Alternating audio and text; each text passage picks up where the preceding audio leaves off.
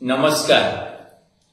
दिल्ली रे फेब्रुआरी 5 तारिख दिन निर्वाचन होगा जाउछि विधानसभा पाई। बंधुगण, जो परि भाबे अरविंद केजरीवाल शिक्षा क्षेत्र रे, स्वास्थ्य क्षेत्र रे फ्री बिजुली, पानी, रोजगार, सड़क, महिला मानक पई फ्री बस सेवा आउ 1000 टंका वर्तमान जो सम्मान राशि दउचंती ताको 2100 करिवा पई घोषणा करचंती। ये गोटे बहुत बड़ व्यापक काम।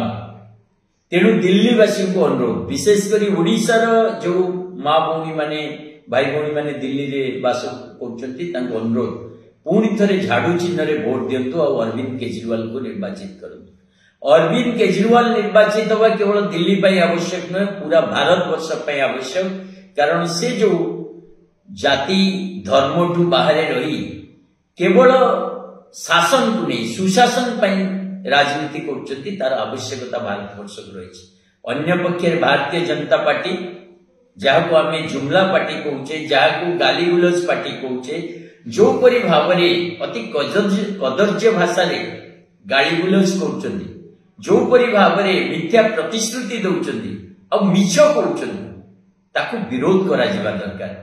ओडिशा रे Bharatiya Janata party 300 unit free बिजुली दबो बोली घोषणा करथिला। निर्वाचन पर सेतरु मुकुली गला।